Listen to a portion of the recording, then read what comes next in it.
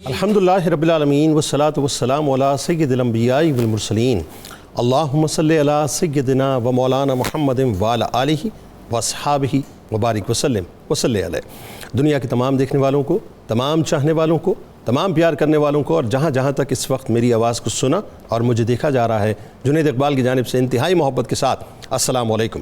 ایک بار پھر ناظرین، آپ کو واقعتاً پر نور صبح نور کے ساتھ میں دل کی عطا گہرائیوں سے خوش آمدید کہتا ہوں، اور آئیے بلا توقف چلیں حضرت ابو انیس محمد برکت علی علیہ رحمہ کی تالیف اسماء نبی کریم صلی اللہ علیہ وآلہ وسلم سے رسول اللہ صلی اللہ علیہ وآلہ وسلم کا ایک اسم مبارک پڑھنے اور سننے کی سعادت حاصل کرتے ہیں۔ سیدنا رحمت للعالمین صلی اللہ علیہ وآلہ وسلم، ہمارے سردار تمام جہانوں کے لیے رحمت، درود و سلام بھیجے اللہ آپ صلی اللہ علیہ وآلہ وسلم پر، آپ صلی اللہ علیہ وآلہ وسلم کے آل پاک پر اور صحابہ کرام رضوان اللہ تعالیٰ علیہم اجمعین پر۔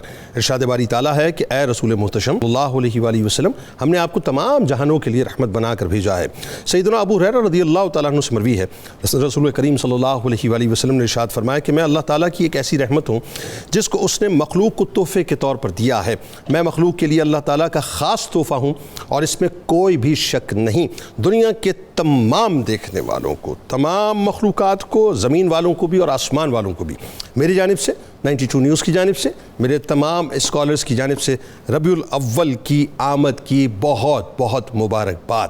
ناظرین، اس کائنات کی سب سے بڑی خوشی، اس کائنات کی سب سے بڑی حسرت، اس کائنات کی سب سے بڑی مسرت، اس کائنات کا سب سے بڑا فخر، اس کائنات پر اللہ کا سب سے بڑا احسان، اس کائنات کی جان، اس کائنات کا مان، اس کائنات کی شان، اس کائنات کی پہچان، اللہ کے محبوب عالی شان کی آمد کا مہینہ آ گیا۔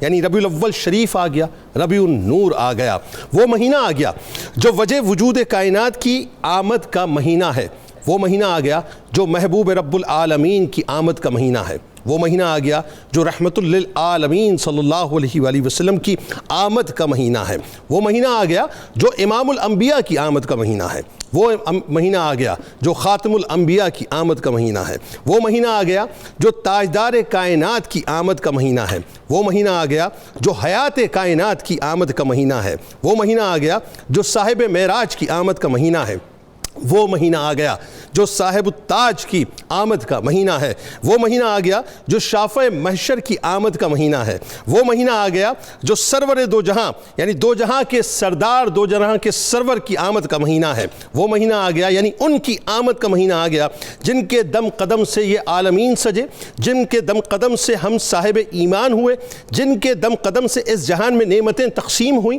جن کے دم قدم سے اللہ ہم پر آنے والے عذاب ٹالتا ہے، اور جن کے دم قدم سے کل بروز محشر اللہ تعالی ہم گناہگاروں پر اپنی خاص نظر رحمت فرمائے گا۔ ناظرین کرام، یہ مہینہ اس ہستی کی آمد کا مہینہ ہے جو کسی خاص مذہب کے لیے نہیں، کسی خاص قوم کے لیے نہیں، کسی خاص قبیلے کے لیے نہیں، کسی خاص خطے کے لیے نہیں، کسی خاص دور کے لیے نہیں، کسی خاص مخلوق کے لیے نہیں، کسی خاص جہاں کے لیے نہیں، بلکہ تمام جہانوں اور دنیا و آخرت کے لیے رحمت بنا کر بھیجے گئے۔ یہ مہینہ اس ہستی کی آمد کا مہینہ ہے صاحب، جو علم کی شمع کو روشن کرنے اور جہالت کے اندھیروں کو مٹانے کے لیے بھیجے گئے۔ یہ مہینہ اس ہستی کی آمد کا مہینہ ہے جو بھٹکے ہوئے انسانوں کا اللہ سے تعلق جوڑنے کے لیے بھیجے گئے۔ یہ مہینہ اس ہستی کی آمد کا مہینہ ہے جو ایک دوسرے کے خون کے پیاسوں کو ایک دوسرے کے خون کا محافظ بنانے کے لیے بھیجے گئے۔ یہ مہینہ ناظرین اس عظیم ہستی کی آمد کا مہینہ ہے جو انتہا پسند اقوام کو اعتدال کا سبق پڑھانے کے لیے بھیجے گئے۔ یہ مہینہ اس ہستی کی آمد کا مہینہ ہے جو ذلت کی گھاٹیوں میں پھینکی جانے والی اور زندہ درگور کی جانے والی عورت کو ان گھاٹیوں سے نکال کر عزت کا مقام دینے کے لیے بھیجے گئے۔ یہ مہینہ اس عظیم ترین ہستی کی آمد کا مہینہ ہے جو نفرت اور تعصب میں بکھرے انسانوں کو وحدت و محبت کی لڑی میں پرونے کے لیے بھیجے گئے۔ یہ مہینہ ناظرین اس عظیم ترین ہستی کی آمد کا مہینہ ہے جو غلاموں کو غلامی کی زنجیروں سے آزاد کرا کر عزتوں کا تاج ان کے سروں پر سجانے کے لیے بھیجے گئے۔ یہ مہینہ ناظرین اس عظیم ترین ہستی کی آمد کا مہینہ ہے جو امیر غریب، کالے گورے، چھوٹے بڑے، اعلیٰ اور نچلی ذات کے فرق کو مٹا کر ایک ہی صف میں کھڑا کرنے کے لیے سب کو بھیجے گئے۔ یہ مہینہ ناظرین اس عظیم ترین ہستی کی آمد کا مہینہ ہے جو غریبوں، یتیموں، مسکینوں، بیواؤں اور بے سہاروں کو سہارا دینے کے لیے بھیجے گئے۔ یہ مہینہ اس عظیم ترین ہستی کی آمد کا مہینہ ہے جو ظالم کے ظلم کو ختم کر کے، یعنی ظالم کو ظلم سے بچا کر اور مظلوم کی مدد کر کے دونوں کے لیے رحمت بنا کر بھیجے گئے۔ یہ مہینہ ناظرین اس عظیم ترین ہستی کی آمد کا مہینہ ہے جو طائف میں لہو لعان ہو کر بھی دعا دینے کے لیے بھیجے گئے۔ یہ مہینہ اس عظیم ترین ہستی کی آمد کا مہینہ ہے جو انسان تو انسان، جنات، نباتات، یہاں تک کہ جانور اور حشرات الارض پر بھی، یعنی ان کے حقوق کے لیے بھی محافظت فرمانے کے لیے بھیجے گئے۔ یہ مہینہ ناظرین اس ہستی کی آمد کا مہینہ ہے جو اپنے اور اپنے صحابہ کی جان کے دشمنوں کو فتح مکہ کے موقع پر لا تثریب علیکم اليوم فرما کر معاف فرمانے کے لیے بھیجے گئے۔ یہ مہینہ ناظرین اس ہستی کی آمد کا مہینہ ہے جو انسانوں کو تحت الثری سے اٹھا کر اوج ثریا پر پہنچانے کے لیے بھیجے گئے۔ یہ مہینہ اس ہستی کی آمد کا مہینہ ہے جو حلال اور حرام کے درمیان ایک لکیر کھینچ کر دنیا کی حقیقت کو واضح کر کے آخرت کی تیاری کرنے کے لیے بھیجے گئے۔ یہ مہینہ ناظرین اس ہستی کی آمد کا مہینہ ہے جن کی رحمت کا صدقہ زمین والوں میں بھی بٹتا ہے اور آسمان والوں میں بھی بٹتا ہے۔ یہ مہینہ اس ہستی کی آمد کا مہینہ ہے جن کے صدقے آنے والے سارے عذاب ٹالے جاتے ہیں۔ یہ مہینہ اس ہستی کی آمد کا مہینہ ہے جو میرے آپ کے آقا و مولا صلی اللہ علیہ وآلہ وسلم ہے کہ میرے آپ کے ملجا و ماوا بھی وہی ہیں ناظرین جن کے تمام عالمین یوں کہہ لیجئے کہ مقروض ہے کہ تب تک اور جب تک اور ہر وقت تک رحمت للعالمین کی رحمت رہے گی کہ جب تک ہم تصور بھی نہیں کر سکتے کہ رسول کریم صلی اللہ علیہ وآلہ وسلم اس کائنات پہ بھی رحمت ہے، اس جہاں پہ بھی رحمت ہے، جن کی جھلک بروز محشر ہمیں میزان عمل میں بھی نظر آئے گی، جن کی رحمت کی جھلک بروز محشر ہمیں حوض کوثر پہ بھی نظر آئے گی، اور جن کی ایک رحمت کی جھلک ہمیں رب سلم کی صداؤں میں پل صراط سے گزرتے ہوئے بھی نظر آئے گی، اور جن کی رحمت کی ایک جھلک ان گناہ کبیرہ کرنے والوں کی صورت میں بھی نظر آئے گی جن کو سرکار علیہ السلام کھینچ کے دوزخ سے جنت کی طرف لے کے جائیں گے۔ تو ان کی آمد کا مہینہ ہے۔ احسان فراموش وہ ہوتا ہے جو احسانات کو نہ مانے، اور انسان وہ ہوتا ہے جو احسانات کو مان کے ان خوشیوں کا پھر اظہار کرے۔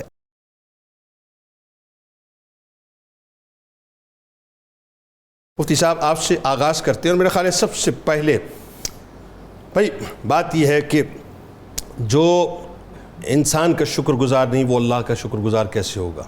وجہ اس کی کہ سرور دو جہاں کے احسانات کو تو ہم بدلہ چکا ہی نہیں سکتے صاحب۔ تو جو نسبت سرکار کی اس مہینے کو مل گئی، اس سے بڑی نسبت اور کیا ہوگی؟ تو آمد سرکار کا مہینہ ماہ ربیع الاول، آئیے ذرا اس کی اہمیت و فضیلت سے آغاز کیجیے۔ سبحان اللہ، میں اپنی طرف سے، آپ کی طرف سے اور 92 انتظامیہ کی طرف سے اپنے تمام سننے اور دیکھنے والوں کو اس ماہ مبارک کے آغاز پر مبارکباد پیش کرتا ہوں۔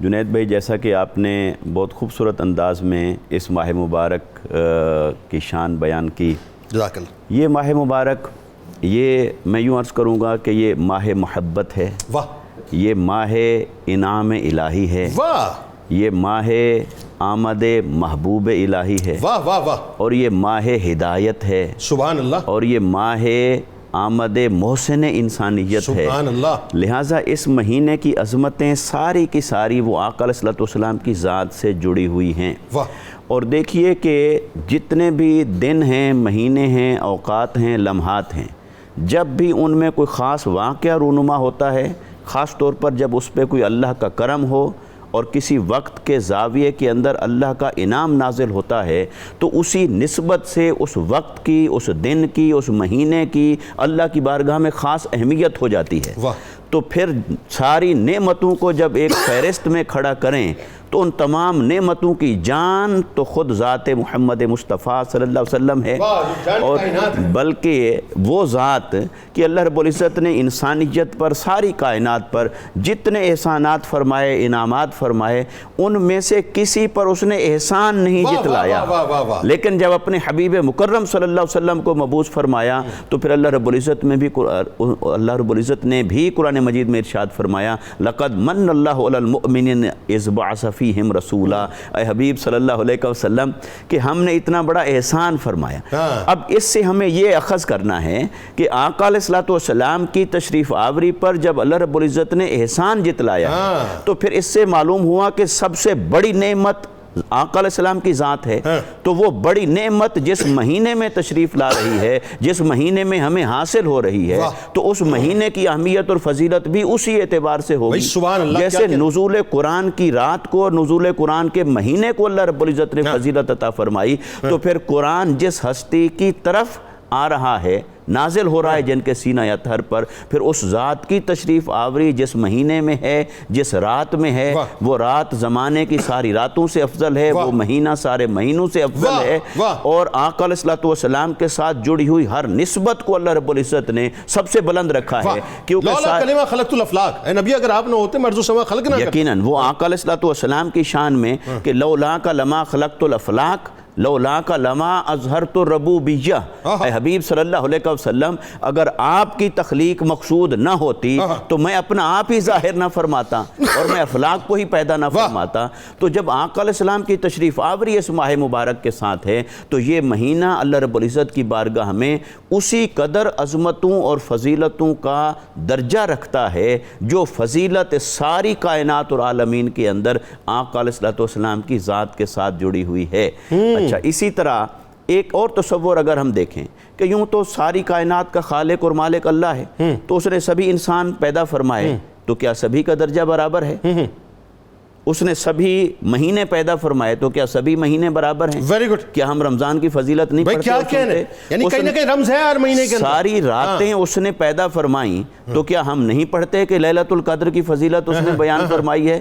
تو جب یہ ساری راتیں، سارے دن، سارے اوقات، سارے مہینے خالق ہونے کے اعتبار سے سب اسی سے منسوب ہیں، تو پھر ان میں بعض پر افضل کیوں ہے؟ وہ اسی فلسفہ کے پیش نظر ہے کہ اللہ رب العزت کے ہاں جس شے کی نسبت اعلیٰ ہے اس کا درجہ اعلیٰ ہے، اور ساری نسبتیں مصطفیٰ کے قدموں سے جڑی ہوئی ہیں، تو لہٰذا جس ماہ مبارک میں آپ کی ولادت باسعادت ہے وہ مہینہ تمام مہینوں کا سردار ہے۔ یعنی اس کا مطلب یہ ہوا کہ ہر مہینے کی اپنی فضیلت، ہر مہینے کی اپنی اہمیت، اس کا اپنا رمز، اس کے اپنے جو نسبتوں کے معاملات ہیں اور اس کی اپنی اہمیت ہے۔ جی، ہر مہینے کی، ہر دن کی، ہر رات کی، یہ ساری نسبتیں، جیسے آقا علیہ السلام ہجرت فرما کر تشریف لائے تو دیکھا کہ اہل کتاب یوم عاشور کا روزہ رکھتے ہیں، تو پوچھا کیوں رکھتے ہو؟ سبب، تو سبب میں انہوں نے بتایا کہ اللہ تعالیٰ نے حضرت موسیٰ علیہ السلام کی قیادت میں بنی اسرائیل کو نجات عطا فرمائی تھی، تو اس وجہ سے روزہ رکھتے ہیں۔ تو آقا علیہ السلام نے فرمایا پھر موسیٰ علیہ السلام کے سب سے زیادہ حقدار تو ہم ہیں،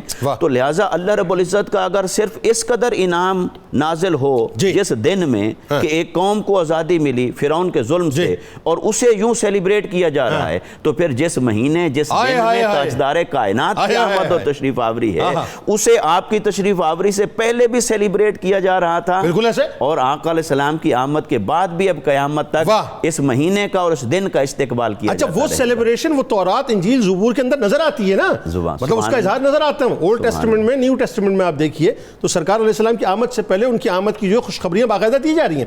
علامہ صاحب اب آئیے، چونکہ بات آمد کی ہو گئی، اور بات جب آمد کی ہو تو میلاد کی ہوتی ہے، اور میلاد کی ہوتی ہے تو میلاد مصطفیٰ صلی اللہ علیہ وسلم جو ہے وہ ہمارا نیوکلیس ہے ایمان کا، جو ہمارے عقیدے کا نیوکلیس ہے۔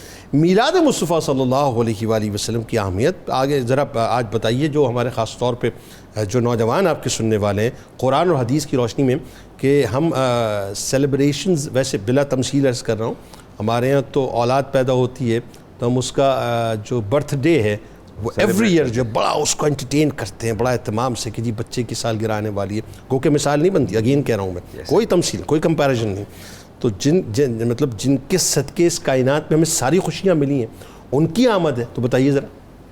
جنید صاحب، ڈاکٹر علامہ اقبال نے فرمایا تھا، یہ نغمہ فصل گل و لالا کا نہیں پابند، بہار ہو کے خزاں لا الہ الا اللہ۔ بات یہ ہے کہ میلاد مصطفیٰ علیہ السلام، اس کی سیلیبریشن جو ہے وہ تو سارا سال ہی ہوتی ہے، اس مہینے کی آمد کے بعد اس میں شدت آ جاتی ہے اور اس میں زیادہ بڑھوتری آ جاتی ہے، اضافہ زیادہ ہو جاتا ہے۔ اچھا، عرب کے اندر اہل عرب جو ہے وہ مولد کو عرف عام میں موالید کہتے ہیں یا مولود پڑھنا کہتے ہیں۔ اچھا، اب ایسا ہے کہ یہ دستور اہل عرب کے اندر بھی موجود ہے، ایسا نہیں کہ باقی دنیا میں بھی اہل عرب کے اندر بھی موجود ہے، لیکن تجدد پسند جو ذہن ہے نا وہ یہ سمجھتے ہیں اور یہ لوگوں کو انجیکٹ کر رہے ہیں کہ رسالت امام علیہ السلام کی ولادت ہو چکی، واقع ظہور پذیر ہو چکے، لہٰذا اب صرف سیرت کی بات ہونی چاہیے، لیکن یہ فکر جو ہے یہ قرآن سے متصادم ہے۔ اچھا، وہ کیسے؟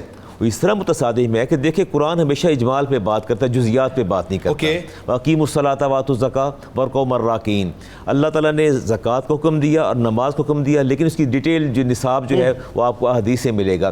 لیکن جہاں انبیاء کی ولادت کا تذکرہ آتا ہے، قرآن بڑی شرح و بسط کے ساتھ اس کو بیان کرتا ہے، اور مختلف انبیاء کے جو تذکار وہ ملتے ہیں، تو انبیاء کی ولادت کا تذکرہ جو سنت الہیہ ہے۔ واہ، اب دیکھیے، اب یحییٰ علیہ السلام کی ولادت کا دیکھیے، آپ فرماتے ہیں والسلام علیہ یوم ولدت، سلامتی اس دن جس دن میں پیدا ہوا۔ کیا، اور یہ یحییٰ علیہ السلام یحییٰ علیہ السلام کی ولادت ہے۔ فرمایا یوم اموت و یوم ابعث حیّا، اور جس دن مجھے موت آئے گی اس دن پر بھی سلامتی ہو، اور جب دوبارہ اٹھایا جائے وہ دن بھی سلامتی کا دن ہے۔ گویا پیغمبر کی حیات ہو، پیغمبر کی موت ہو اور دوبارہ اٹھنا ہو، سب پر سلامتی ہے۔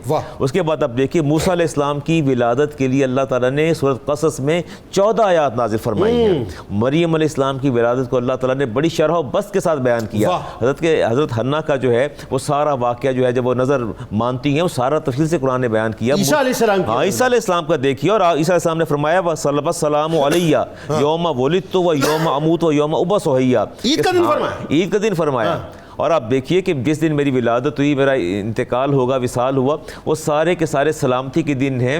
اللہ تعالیٰ نے ہر مختلف پیغمبروں کی ولادت کے ایام بیان کر کے بتا دیا کہ پیغمبر کی ولادت کوئی غیر اہم معاملہ نہیں ہے، بڑی اہمیت کا حامل ہے۔ اور جب امام الانبیاء کی ولادت کی بات آئے گی تو وہ بات کہاں جائے گی؟ وہ سر اگر اس کی اہمیت نہ ہوتی تو 14 کنگرے کیسر و کسریٰ کی کیوں گر جاتے؟ کیسے گرتے؟ بالکل کیسے گرتے؟ وہ جو دریائے ساویہ ہے وہ خشک کیسے ہو جاتا؟ وہ جو 1000 برس سے جو آتش قدہ جل رہا تھا فارس میں، کیسے بجھ جاتا؟ یہ اہمیت تھی نا؟ ہاں بالکل اہمیت تھی۔ اور دیکھیں لقد من اللہ علی المومنین، اللہ فرماتے ہیں میں نے احسان کیا کہ تمہارے اندر تمہیں میں سے رسول مبعوث کیا۔ یہ ولادت کی طرف اشارہ ہے کہ میں نے رسول، ولادت ہوئی ان کی اور اس کو آپ کے اندر بھیجا۔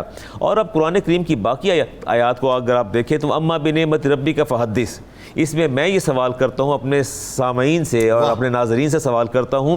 اللہ تعالیٰ ارشاد فرماتے ہیں کہ جب تمہیں کوئی نعمت ملے تو اس پر خوب چرچا کیا کرو۔ تو یہ انکار کس کو ہے کہ میرے نبی کی ذات نعمت عظمیٰ نہیں ہے؟ اللہ، یہ اس بات کا جواب دیں کہ جو اس کا انکار کرتے ہیں۔ دیکھیے پہلی بات اس بڑی سادہ سی بات ہے، جب کوئی نعمت ملے تو اللہ تعالیٰ فرماتے ہیں اس کا خوب چرچا کیا جانا چاہیے۔ اور دوسری آیت وذکرہم بایام اللہ، اے حبیب انہیں اللہ کے دنوں کی یاد دلائیے۔ گویا ولادت کا دن اگر اللہ کی عظمت والے دنوں میں سے نہیں تو پھر اور کون سا دن عظمت والے دنوں میں سے ہے؟ یہ بات سوچنے والی۔ فرمایا قل بفضل اللہ وبرحمتہ فبذلک فلیفرحوا، کہ اللہ تعالیٰ فرماتے ہیں فرما دیجئے جب اللہ کا فضل اور رحمت آ جائے تم نے اظہار مسرت کرنا ہے۔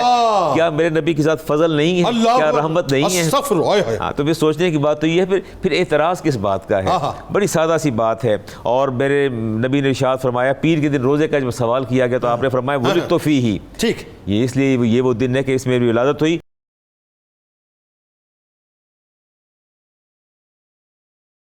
اب جو سوال ہے صاحب وہ ہے بڑا، یوں سمجھ لیجئے کہ اس اعتبار سے کہ ہمیں اپنی اوقات کا بنیادی طور پہ پتہ چلنا چاہیے۔ میں اس لیے اوقات کا ورڈ یوز کر رہا ہوں کہ اللہ تبارک و تعالیٰ کی سنت اور اس کی مشیت میں نے بہت کھنگالا، ایک طالب علم کی حیثیت سے، ایک طفل مکتب کی حیثیت سے علامہ صاحب، کہ کہیں اللہ تعالیٰ کہیں کسی جگہ، ایک جگہ تو کوئی احسان جتلا دے صاحب، اس نے مجھے عزت دی، میں مطلب جنرل بات کر رہا ہوں، اس نے ہمیں عزت دی، اس نے ہمیں مال دیا، اس نے ہمیں شہرت دی، اس نے ہمیں حسن دیا، اس نے ہمیں ماں باپ دیے، اس نے اولاد دی، اس نے ہمیں طاقت دی، اس نے ہمیں کرسی دی، اس نے ہمیں پتہ نہیں کیا کچھ عطا کر دیا نعمتوں میں، کہیں احسان نہیں جتلایا، لیکن اپنا محبوب دیا تو احسان جتلایا، اور احسان عظیم مطلب جو ہے وہ کر کے جتلایا۔ ذرا بتائیے سرور دو جہاں کے بارے میں۔ بسم اللہ الرحمن الرحیم۔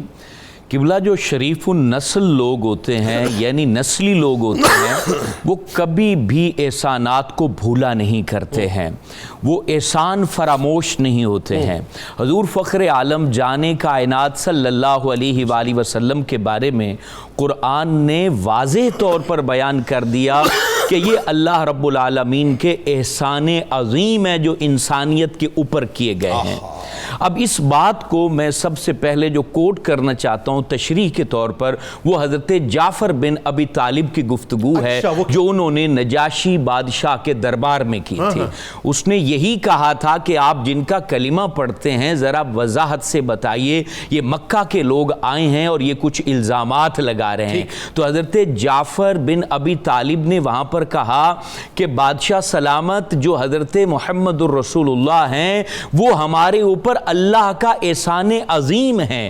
وہ احسان عظیم اس طرح ہیں کہ ہمیں تو انسانیت کی خبر نہیں تھی, ہم تو قتل و غارت میں مبتلا تھے, ہم تو پڑوسیوں کے حقوق نہیں جانتے تھے, ہم رشتہ داروں پہ ظلم کرتے تھے, ہمیں حلال و حرام کی تمیز نہیں تھی, ہم بتوں کے آگے جھکتے تھے, ہمیں قدر نہیں تھی انسانی قدروں کی اور اخلاقی قدروں سے, ہم جو ہے بالکل بے آشنا تھے, نا آشنا تھے, ہمیں خبر نہیں تھی کہ انسانیت کیا ہوتی ہے. اچانک ظہور پذیر ہوتے ہیں حضرت محمد الرسول اللہ صلی اللہ علیہ وآلہ وسلم, ان کی جلوہ گری ہوتی ہے. اور یہاں بڑی خوبصورت بات حضرت جعفر طیار نے ارشاد فرمائی, کہا وہ اس طرح جلوہ گر ہوتے ہیں کہ ان کی شرافت بھی ہماری نگاہوں کے سامنے ہوتی ہے, ان کی راست گوئی بھی ہماری نگاہوں کے سامنے ہوتی ہے, ان کی دیانت داری بھی ہماری نگاہوں کے سامنے ہوتی ہے. وہ گفتگو کرتے ہیں تو پھول جھڑتے ہیں. انہوں نے ہمیں اللہ کی آشنائی دی ہے, انہوں نے ہمیں توحید کا راستہ دیا ہے, انہوں نے ہمیں بتوں سے اٹھا کر اللہ کے سامنے سجدہ ریز کیا ہے. وہ جب بات کرتے ہیں تو محبتیں بکھیرتے ہیں. انہوں نے ہمارے دلوں سے نفرت کو نکال پھینکا ہے. انہوں نے بیٹیوں کی قدر کرنا سکھائی ہے, انہوں نے عورتوں کی عزت کرنا سکھائی ہے, انہوں نے پڑوسیوں پر رحم کرنا سکھایا ہے, انہوں نے غلاموں کو آزاد کرنا سکھایا ہے, انہوں نے ہم گرے ہوئے تھے تو ہمیں سہارا دیا ہے, ہم بکھرے ہوئے تھے تو ہمیں اکٹھا کیا ہے. انہوں نے ہمارے دلوں کے اندر, ہماری روح کے اندر, ہمارے خون کے اندر اللہ کی محبت کو جاری کیا ہے. اب ہم صرف ڈرتے ہیں تو اللہ سے ڈرتے ہیں, ہم محبت کرتے ہیں تو اللہ سے محبت کرتے ہیں. اب ہماری راتیں پاک ہو گئی ہیں, ہمارے دن پاک ہو گئے ہیں, ہمیں حلال کا پتہ چل گیا ہے, ہمیں حرام کا پتہ چل گیا ہے, تو ہم ان کو کیسے چھوڑ سکتے ہیں؟ انہوں نے اتنا بڑا احسان ہمارے اوپر کیا ہے. اس بات کے اوپر نجاشی بھی جھوم اٹھتا ہے اور کلمہ پڑھ کے وہ مسلمان ہو جاتا ہے. اللہ اللہ. پھر دوسری بات جو وہاں پر کسرا کے دربار میں حضرت مغیرہ بن شعبہ نے کی تھی, ان کو جب دربار میں لایا گیا تو ان کو کہا گیا کہ یہ ریشمی لباس پہن لو, ہمارے بادشاہ کی توہین ہے کہ پھٹے پرانے لباس میں ان کے سامنے بیٹھو گے. کہا نہیں, ہمیں وہی لباس اچھا لگتا ہے جو ہم اللہ کے سامنے پہنتے ہیں, ہمیں جدا لباس کی ضرورت نہیں ہے. گفتگو طویل تھی, وقت چونکہ کم ہے. اس نے کہا کہ یہ مٹی کا جو ٹوکرا ہے وہ اس کو دے دو کیونکہ یہ دیوانہ ہے, مجھے نہیں لگتا کہ یہ اس کے پاس عقل موجود ہے. تو آگے سے حضرت مغیرہ بن شعبہ نے کہا, کسرا ہمیں مبارک ہو کہ تم نے اپنے وطن کی مٹی خود ہمارے ملک کر دی ہے, اب تمہارا ملک بھی ہمارا ہوگا اور تمہارا تخت بھی ہمارا ہوگا. پھر اس نے جو الفاظ کہے تھے وہ اسی احسان عظیم پر جواب دیا تھا. اس نے کہا تھا, بتا مغیرہ تمہارے اندر یہ جرت کس نے پیدا کی ہے, تمہاری آنکھوں میں ڈر نہیں ہے, اس ڈر کو کس نے نکالا ہے؟ تو آپ نے جواب دیا تھا, ہمارے اوپر احسان عظیم کیا ہے اللہ نے, ہمیں عطا کیے ہیں حضرت محمد رسول اللہ صلی اللہ علیہ وسلم. انہوں نے ہماری آنکھوں سے مخلوق کا ڈر نکال دیا ہے, خوف نکال دیا ہے. ہمارے دل میں محبت ہے تو صرف اللہ کی, اور انہوں نے ہمارے جگر میں, ہماری رگ و پے میں یہ بات ڈال دی ہے, دوڑو اللہ کی طرف تو دوڑ کے آئے گی رب کی رحمت, اور تمہیں وہ عزت اللہ عطا کرے گا کہ زمین کے اوپر صرف تمہارا نام ہوگا اگر تم نے صرف اللہ سے محبت کی. علامہ صاحب اس میں ایک بات اور, اب چونکہ آپ نے بات کی تو میں ذرا ایک مختصر سا سوال ہے, جواب اس کا ظاہر بہت بڑا بنتا ہے لیکن اختصار سے جواب دیجئے کہ اللہ چاہتا تو ہمیں انسانوں کی جگہ جانور بھی بنا سکتا تھا نا, بے شک ایسا ہی تھا, اور وہ چاہتا تو جانوروں میں بھی نجس اور ناپاک جانور بھی بنا سکتا تھا نا, جس کا سن کے انسان کو کراہت محسوس ہوتی ہے. یہ احسان نہیں ہے کہ اس نے جانور نہیں بنایا, نجس اور ناپاک نہیں بنایا, انسان نہیں بنایا, بلکہ انسان بنا دیا. اب کمال یہ ہے کہ انسانوں میں بھی اللہ نے محدود نہیں رکھا ہمیں, اور چاہتا یہودی بنا دیتا, عیسائی بنا دیتا, ہندو بنا دیتا ہے نا, بھجن گارے ہوتے ہیں مندروں کے باہر, ایسا ہی ہوتا, لیکن اس نے ہمیں مسلمان بنایا, امت محمدیہ میں شامل کیا. اس سے بڑا احسان عظیم کیا بتائیے ذرا. دیکھیں حضور علیہ السلام کی امت میں پیدا ہونا اتنا بڑا احسان کہ اس پر تو نبی دعا مانگا کرتے تھے. تو حضور فخر عالم علیہ السلام کی امت میں ہم پیدا ہوئے ہیں تو ہمیں اس پر اظہار خوشی کرنا چاہیے. یا چند لفظوں میں ایک بات عرض کرنا چاہتا ہوں, بعض لوگ اس میں وہم کا شکار ہو جاتے ہیں کہ یہ جناب اتنا کچھ خوشی کے لیے جو کر رہے ہیں, لائٹیں لگا رہے ہیں, جھنڈے لگا رہے ہیں, آیا اس کا شریعت کے اندر اجازت ہے یا نہیں ہے؟ ایک بات کہی جاتی ہے کہ جو عالم دین عرف کو نہ جانتا ہو وہ عالم نہیں، وہ جاہل ہوتا ہے۔ تو اظہار خوشی کے لیے یہ بہترین اسباب ہیں جس پر ہمارے بچوں کی تربیت ہوگی۔ جب بچے پوچھیں گے ابو یہ گھر کو کیوں سجایا جا رہا ہے، تو آپ کہیں گے کہ حضور کی آمد ہوئی ہے۔ ہزاروں تقریروں پر یہ ایک جملہ بچے کی جو تربیت کرے گا وہ کسی اور چیز سے نہیں ہو سکتا۔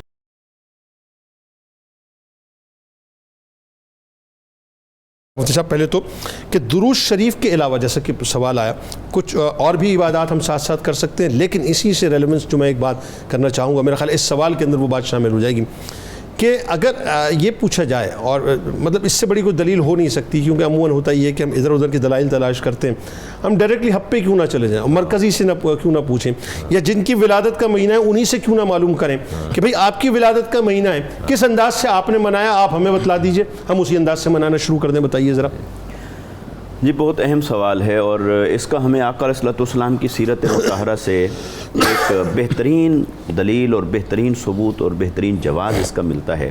یہ مسلم شریف کی روایت ہے کہ آقا علیہ السلام ہر پیر کے دن روزہ رکھا کرتے تھے۔ سبحان۔ اور صحابہ کرام نے پوچھا کہ یا رسول اللہ صلی اللہ علیہ وسلم آپ یہ روزہ کیوں رکھتے ہیں؟ اب اس کے جواب میں یہ بھی ہو سکتا تھا کہ روزہ میں اس لیے رکھتا ہوں کہ عبادت ہے، روزہ اس لیے رکھتا ہوں کہ اللہ کو پسند ہے، مگر آقا علیہ السلام نے جواب کیا عطا فرمایا میں پیر کے دن کا روزہ اس لیے رکھتا ہوں کہ اس دن میری ولادت ہوئی، اس دن میرا میلاد ہوا ہے۔ اور پھر آقا علیہ السلام نے ایک اور روایت میں یہ بھی فرمایا کہ اس دن میری ولادت ہوئی ہے اور اسی دن اللہ تعالیٰ نے مجھ پر وحی کو نازل فرمایا، گویا وحی کا آغاز بھی اسی دن ہوا۔ تو آقا علیہ السلام پیر کے دن کا روزہ رکھ رہے ہیں اس وجہ سے کہ اس دن آقا علیہ السلام کی اپنی ولادت مبارکہ ہے، تو گویا آقا علیہ السلام اپنا میلاد منا رہے ہیں روزہ رکھ کر۔ اب وہ جو روزہ آقا علیہ السلام رکھ رہے تھے وہ کیا تھا؟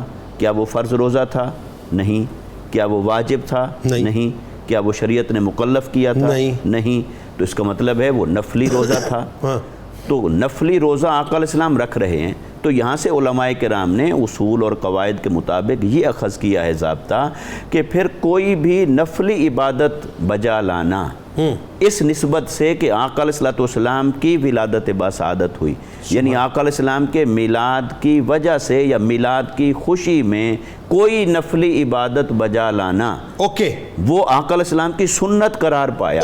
یعنی کوئی نفلی عبادات کرنا اور نفلی عبادت بجا لانا میلاد پر، میلاد کی خوشی پر، یہ سنت مصطفیٰ صلی اللہ علیہ وسلم ہو گئی۔ یعنی اس کا مطلب یہ ہوا کہ یہاں سے دلیل لے کر اب ہم دیگر نفلی عبادات کو جو اس کے ساتھ جوڑ سکتے ہیں۔ بالکل، اس حدیث پاک نے ہمیں بنیاد فراہم کر دی۔ جب بنیاد کے بعد آپ آگے دیکھتے ہیں تو اب اس میلاد کی وجہ سے اگر کسی کو جھنڈیاں لگانا اور اس طرح کی خوشی کرنا جس کا کلچرل آسپیکٹ ہے، اگر کسی کے لیے کوئی اس پر شرح صدر محسوس نہیں کرتا تو آئیے آپ روزہ رکھ کر منا لیں، آپ تلاوت قرآن کر کے منا لیجئے، آپ مال اور انفاق کر کے منا لیجئے، صدقہ و خیرات کر کے منا لیجئے، اور جتنی نفلی عبادات ہیں ان نفلی عبادات میں فرض نمازوں کے ساتھ نفلی نمازیں ہیں، فرض روزوں کے ساتھ نفلی روزے ہیں، اسی طرح عمرہ ہے، اسی طرح دیگر عبادات ہیں، صدقہ و خیرات ہے، کھانا کھلانا، یتیموں کی کفالت کرنا اور ذکر اذکار کرنا، درود پاک پڑھنا،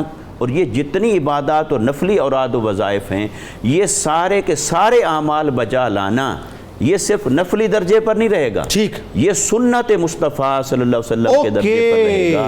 اچھا ایک بات ہے، ویسے ایک میں بالکل سمجھ لیجئے کہ انتہائی عامیانہ سا سوال ہے کہ ایک طفل مکتب کی حیثیت سے میلاد منانا کیوں ضروری ہے؟ ویسے میلاد منانا اس لیے ضروری ہے کہ اللہ رب العزت نے ہمیں حکم دیا ہے کہ وَأَمَّا بِنِعْمَةِ رَبِّكَ فَحَدِّثْ، جب تمہیں کوئی نعمت میسر آئے اس کا چرچا بھی کرو، اس کا تذکرہ بھی کرو، اس کا اظہار بھی کرو، اس پر شکر بھی کرو۔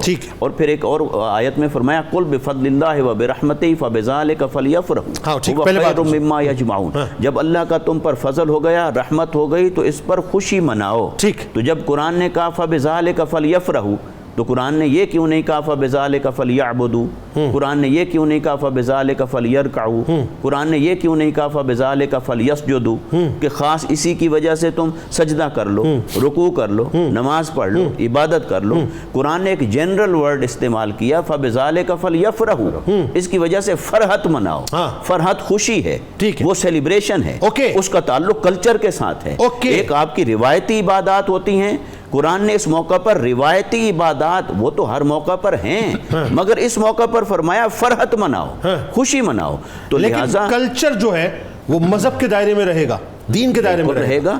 دیکھیں کلچر کی جو نارمز ہیں، جو اس کی ویلیوز ہیں، جو اس کی روایات ہیں، اس کی باؤنڈری تو آلریڈی اسلام نے متعین کر دی ہے۔ کلچر میں تو کوئی ایسی چیز نہیں ہو سکتی جو اسلام کی اگینسٹ ہو، مگر یہ کہ اسلام میں کچھ روایتی عبادات ہیں اور کچھ چیزوں کا تعلق آپ کے تہذیب و تمدن اور کلچر کے ساتھ ہوتا ہے، لہٰذا کلچر سیلیبریشن کا تقاضا کرتا ہے، تو وہ سیلیبریشن فرحت ہے جسے قرآن نے فَبِذَالِكَ فَلْيَفْرَحُوا۔ بہت شکریہ آپ تینوں۔ اب آپ کا تشریف لائے کتاب الشفا، رحمت الہی کے حصول کا وظیفہ۔ رسول کریم صلی اللہ علیہ وآلہ وسلم نے فرمایا کہ جو شخص مجھ پر ایک بار درود پڑھتا ہے تو اللہ تعالیٰ اس پر 10 رحمتیں نازل فرماتا ہے اور اس کے 10 گناہ معاف فرماتا ہے اور اس کے 10 درجات کو بلند فرماتا ہے۔ امام اعظم امام ابو حنیفہ رحمۃ اللہ علیہ کا قول مبارک ہے کہ آپ صلی اللہ علیہ وآلہ وسلم کے نور سے 14ویں کا چاند منور، اور آپ صلی اللہ علیہ وآلہ وسلم ہی کے نور سے یہ سورج روشن ہے، اور حضرت عیسیٰ علیہ السلام آپ کی خوشخبری سنانے آئے اور آپ صلی اللہ علیہ وآلہ وسلم کے حسن صفات کی خبر لے کر آئے۔